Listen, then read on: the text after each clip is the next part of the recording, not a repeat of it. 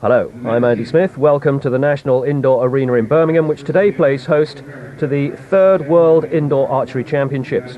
Archery's come a long way since its days in Sherwood Forest. It's now a highly competitive sport, attracting competitors from all over the world. All told, 350 archers from 40 countries have descended upon Birmingham for this exceptionally well-organised event. Britain, in fact, hasn't hosted an archery competition of this size since 1978, when the European Outdoors were held at Stoneleigh in Warwickshire. 7 years later, and 30 miles down the road, there are 8 gold medals at stake, these being split between the Olympic bow division and the compound bow division. Our first featured final, the compound bow ladies final between Glenda Penaz, the 34-year-old from Phoenix, Arizona, and Petra Eriksson here of Sweden. Joining me in the commentary box, Richard Priestman, Olympic bronze medalist from Seoul and Barcelona. Hello, Andy.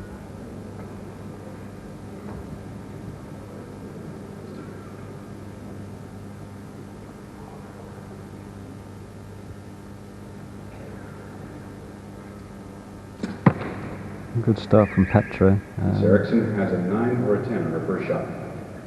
Appears to be a 9. You have to start with a 10. Glenda Penaz, 34 years old, from the States.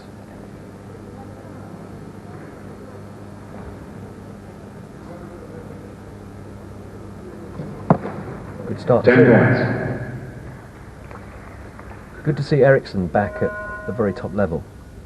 Yes, she was one of the best in the world in 1991, and then almost gave up the sport with mental problems. And she's taken up the compound bow and is back up at the top again. 10. 22 years old, Petra Eriksson, from the Lindholm Club, the Swedish indoor champion of 1994. And Glenda's a professional from the United States. Very competitive circuit over there. 10 points.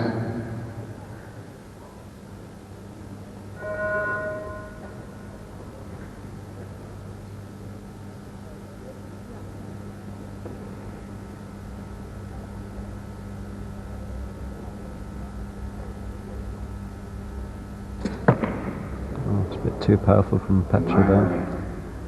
Almost an 8.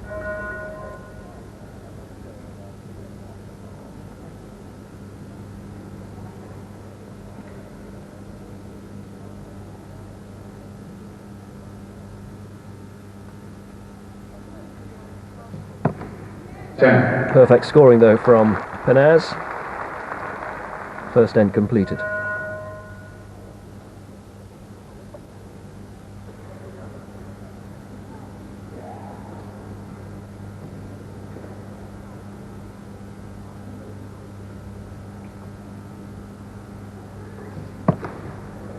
Points.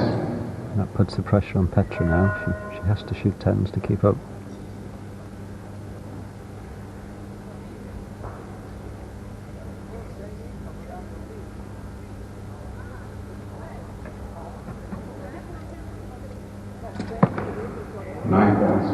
It's a point dropped.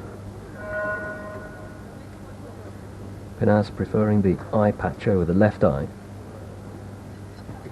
Yeah, we think she's left eye dominant, so it's just so she can actually focus on what she's looking at.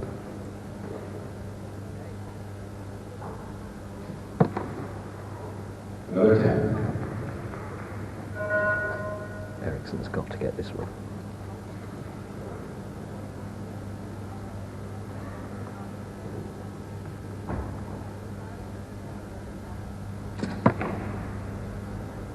Just on the line, I think. Very close. Could be a 9 or a 10.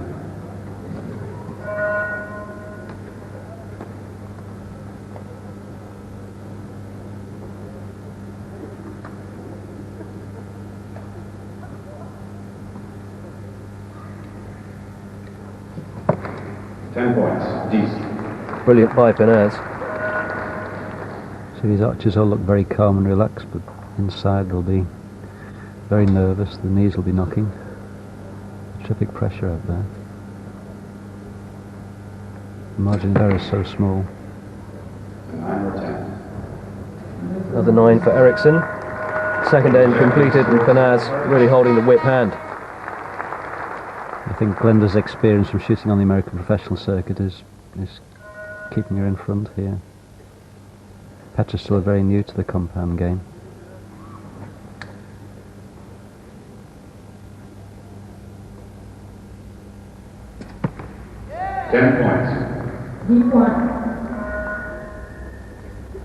Bigger sport in the USA than in Sweden these days?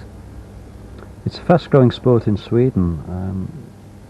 They're a big exponent of another division called field archery, but they're getting stronger and stronger in world terms on this circuit. Very good indoor specialists.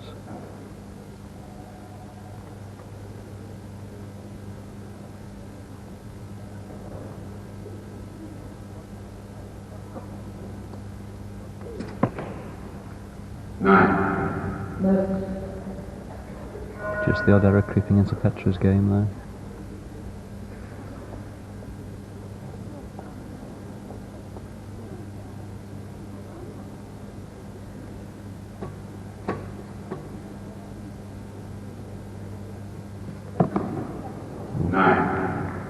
Rare mistake by the American.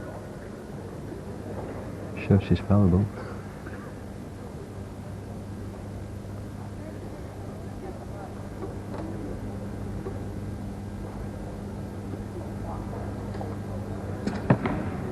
Good time.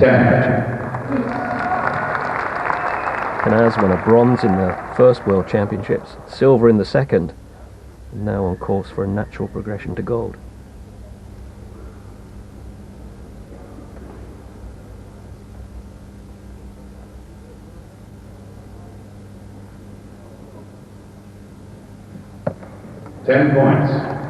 Brilliantly done. Concentration at a premium there. Yeah, I think concentration's the hardest thing in this sort of event. It's obviously crowd reaction and noise all the time. They have to be very good on the mental game.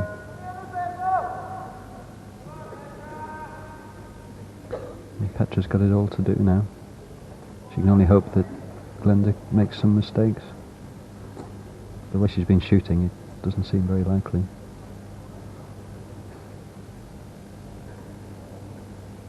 You have to remember the size of the gold is perhaps the size of a 50p piece, so it's very small.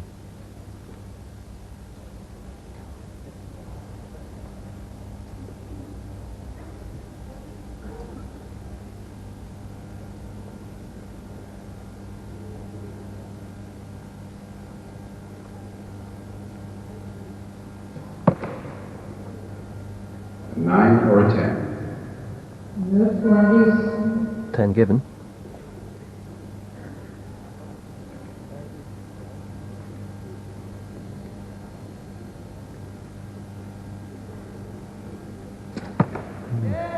She's not giving up without a fight. Appears to be 10. 2 each to go.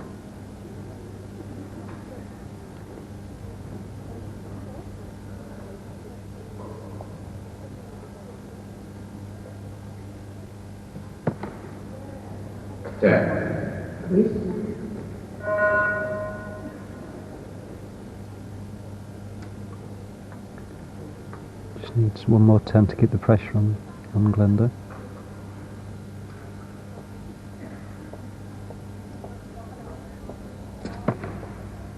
Points. Last arrows of the match. This to decide the gold medal.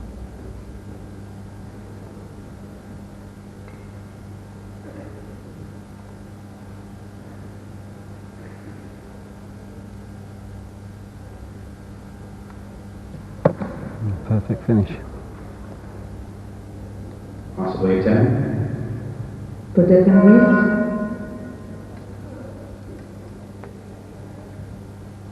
Last of the match.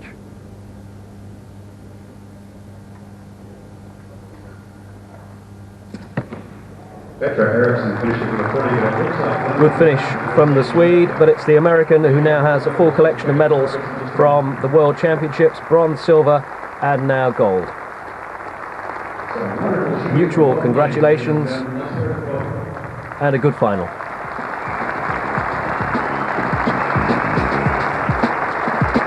gold medal to Canaz of the United States, Petra Eriksson with the silver, and the bronze medal to Nicholas Simpson, the 38-year-old from Oxford in England. This is the men's compound final. We're joining it in the closing moments, and Hendricks of the USA by 2 from the left-hander Baldur of Denmark.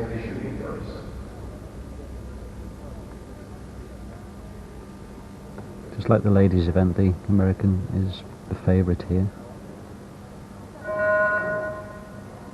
Just needs 3 good arrows to win the world title.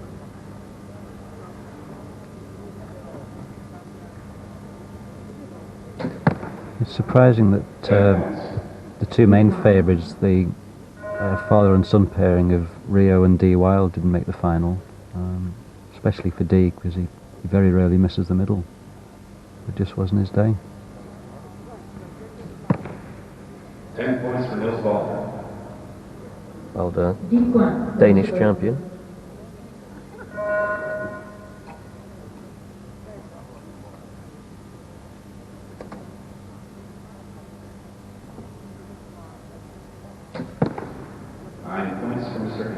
Rare slip from Hendricks. Sign of nerves at the end.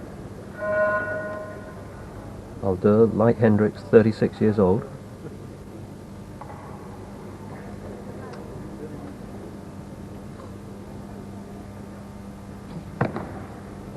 Points for Mr. Baldur. Keeping the pressure on.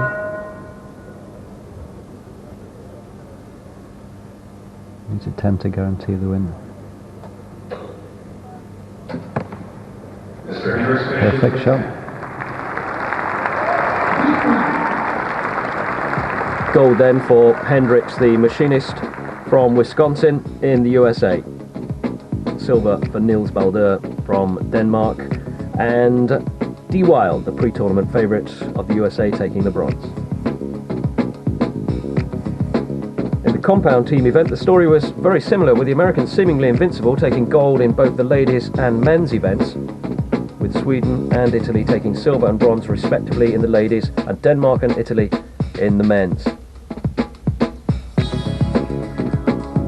Chance now for some expert comment from 3 times world champion Rick McKinney about the different bows that are used in competition. Yes, the Olympic bow has been around for quite a few years, and what it is a recurve bow. And what we have is, it looks pretty complicated, but yet is still in a very simple form. Then you have your limbs, which is basically where most of the power is thrust. Well, now we have fiberglass, you have carbon material, you have foam material, and then again, just the opposite way, you'll have foam, carbon, and then fiberglass, and it's all glued together. The sight that these people use is just a little opening where there's no pen, there's no magnification. Also, the stabilizer, this is a balancing bow to keep everything balanced, is common in both divisions. Now the compound bow is definitely a little bit more complicated. You have pulleys here, which changes the whole workings of the bow. The sight that they use is called a scope. You have a prism device in here which magnifies what they're aiming at. This is a very precise type of bow. These compound archers have to use a smaller tin ring, because if they use the same tin ring as what the Olympic style archers use, they would shoot perfect the whole time. Usually it can take you about anywhere from 3 to 5 years to get fairly good with a recurve bow. And when I say fairly good, that means competitive maybe nationally. Now with a compound bow, we've seen people get competitive within about 6 months. So there is a little difference there. Rick McKinney, 3 times world champion, and still competing at the very highest level. Our next featured match, the Olympic men's final, with Magnus Pedersen of Sweden up against Sebastian Flute of France. Mr. Peterson has won the coin toss. This is probably the most exciting final of the championship, where we have Sebastian Flute, the Olympic gold medalist, against Magnus Pedersen, who's the world indoor record holder.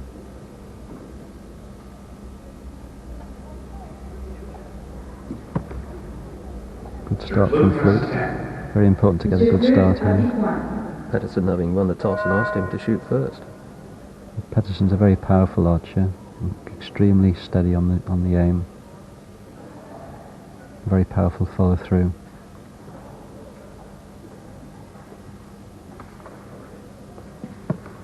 For Mr. Pedersen. These archers will be practicing about 1,000 arrows a week. They'll be doing their weight training and a lot of mental training thrown in as well.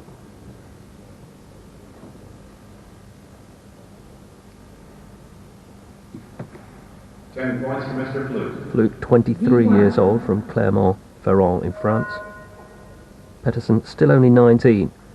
He's from Lindholm in Sweden.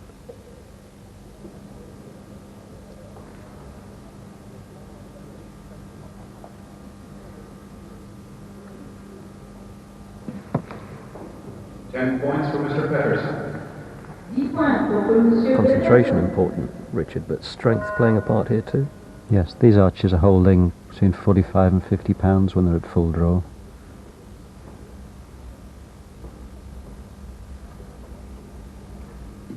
And when you're under pressure, that seems a whole lot more.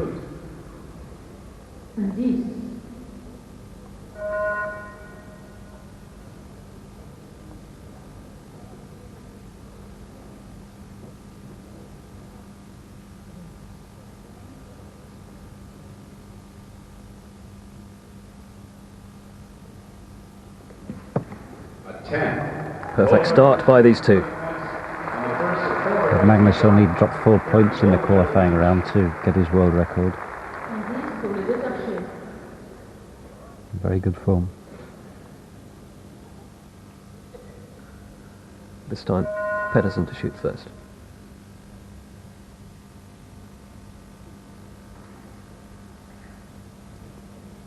Both are very cool considering the pressure.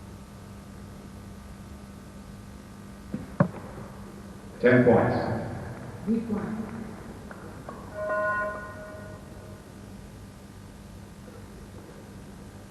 Flute's probably the best head-to-head shooter in the world. It's very rare he gets beat. A 10 for Flute. He wasn't in the best of form coming into this competition, and he only came in 19th place in the qualifying round. He's done very well to battle through to the final.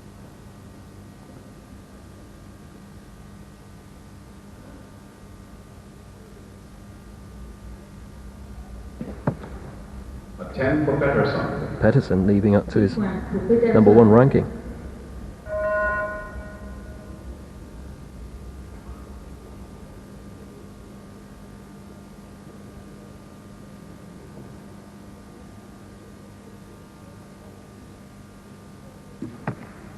A 10 for Flute. Just exchanging tens at the moment. Casual finish by Flute, isn't it? Yeah, he looks quite relaxed.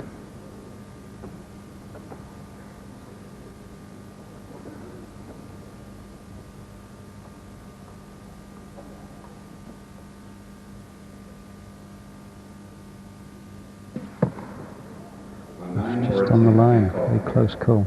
Maybe the tension's starting to tell. This to round off the second leg.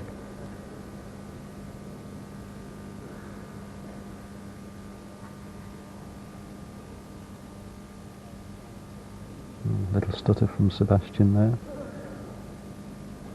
Have to remember they've only got 40 seconds to shoot their arrows. Just a rush now.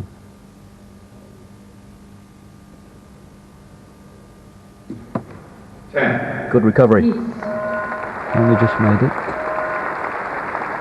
Flute, a real sporting superstar in France, isn't he now? Yes, it's a very big sport over there. It's probably the second most popular sport in France.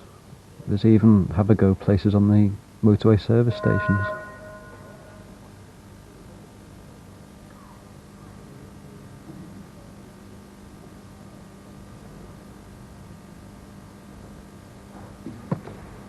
Points for Sebastian Flute. 10 points pour Sébastien Flute. Pressure back on Pettersson.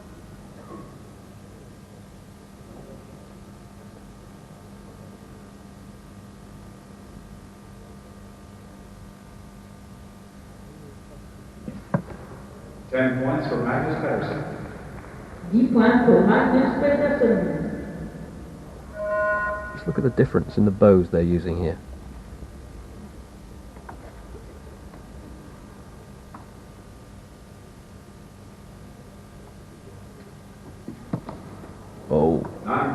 Sebastian Flute. 9 points. Chink of daylight for Pedersen.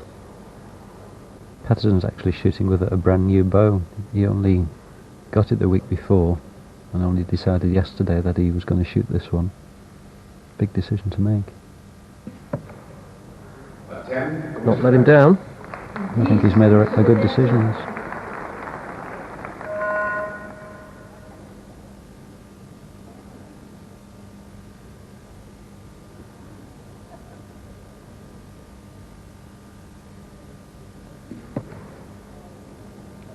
Scrappy end from Sebastian. Couldn't afford that. It's taking the pressure off Magnus.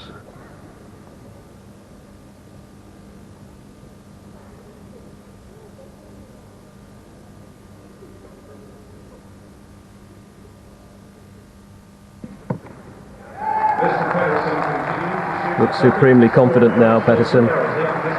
Flute, by contrast, just a little bit rattled. Well, Sebastian has it all to do now.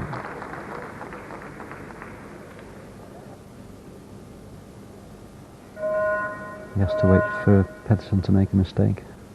It's the only way he can win it.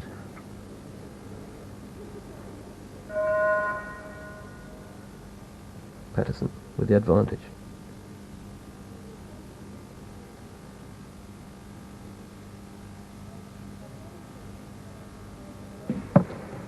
Let's open the door for Sebastian. 9 points.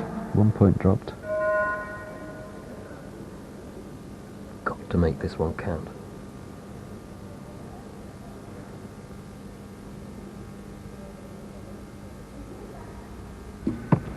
Mr. Flute has a 10. Monsieur Flute has 10 points. Cool under pressure, Flute. Pedersen to respond.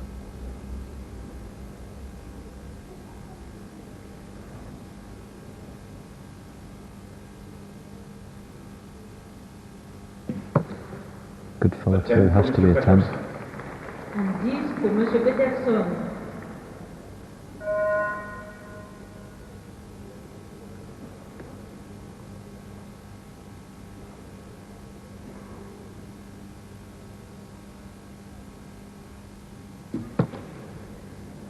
The arrow looks like a 9 to me from here. Peut-être un 9. This could be the last arrow of the match.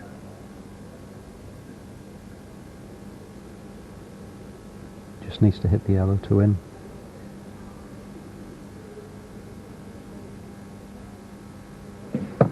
Really a perfect 10. Magnus Pedersen. That's it. Good shooting from the teenager. Sebastian Flute still has 1 arrow left to shoot.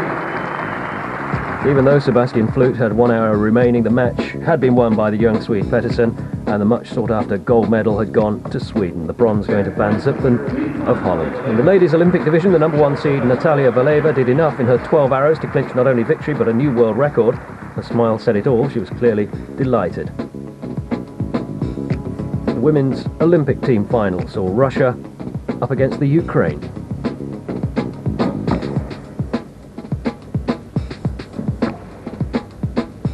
Russia at the top of the picture. Ukraine were the team that knocked out Great Britain in the quarterfinals by just 4 points.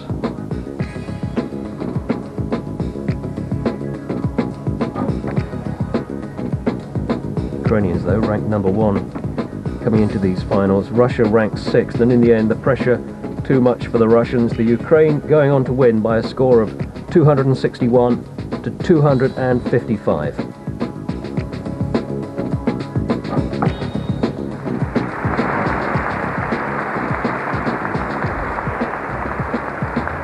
In the men's team event, the Americans were yet again in the final. This time they were battling it out with the French. The last few arrows saw Sebastian Flute up against the 19-year-old Rodney White. Flute studying every shot, but the young American rattling through his arrows, and with his teammates Ed Eliasson and Richard Johnson, he did enough to secure another gold medal, winning 264 to 261.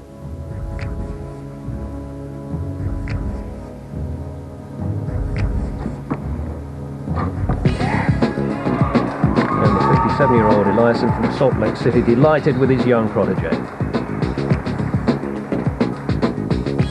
So a quick glance at the main results here at Birmingham, a mixture of new, young, talented stars coming through and older, experienced campaigners still superbly competitive.